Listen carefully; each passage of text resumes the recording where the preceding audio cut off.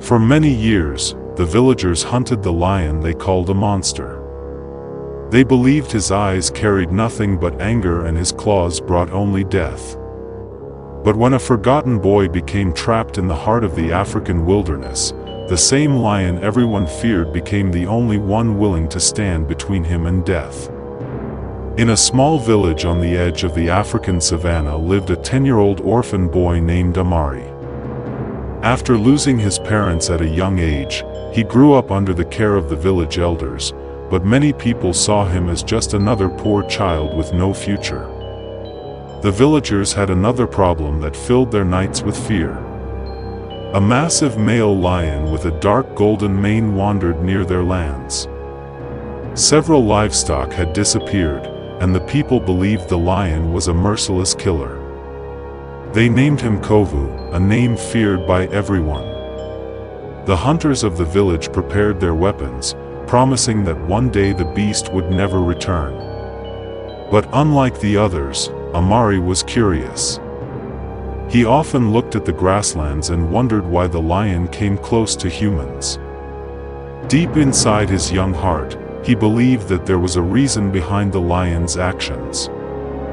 One afternoon, while collecting firewood near the edge of the savannah, Amari heard a painful roar echoing through the dry grass.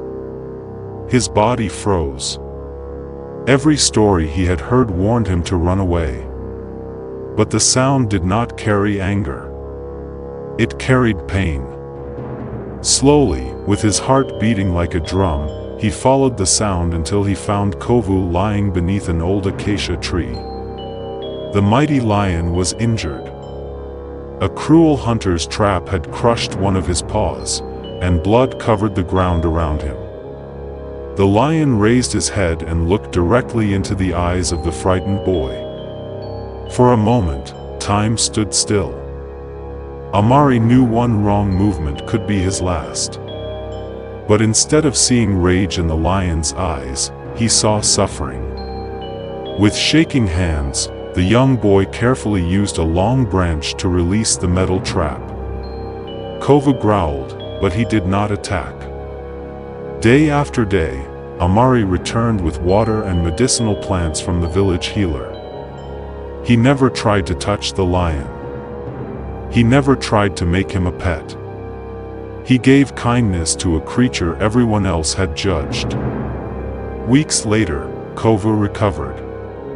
The lion slowly stood up, stronger than before. Amari took several steps backward, expecting the king of the savannah to disappear forever. Instead, Kovu turned around. For several seconds, the lion and the boy looked at each other in silence. No words were spoken. No promises were made. Then Kovu walked away into the endless golden grass. Years passed.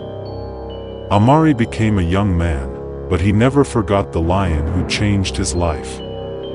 However, the villagers still feared Kovu and continued to believe he was a danger waiting to attack. One evening, Amari traveled alone across the distant plains to help a neighboring village. As darkness covered the savannah, a pack of hungry hyenas surrounded him. Their glowing eyes appeared from every direction. Amari grabbed a broken branch and tried to fight. But there were too many. He fell to his knees, believing this would be the final moment of his life.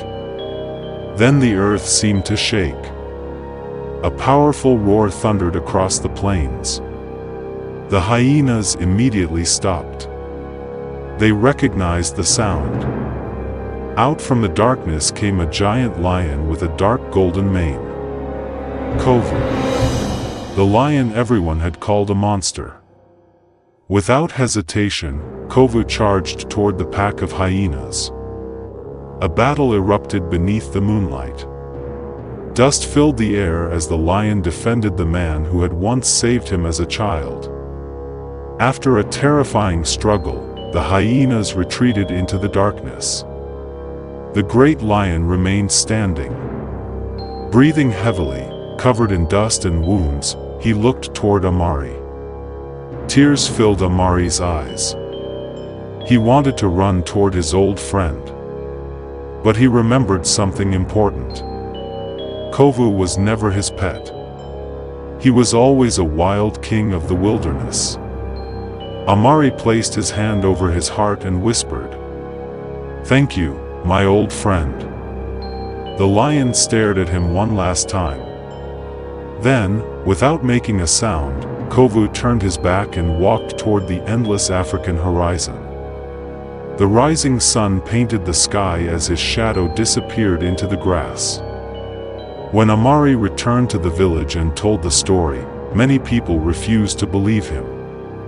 But the hyena scars and lion footprints told a different story.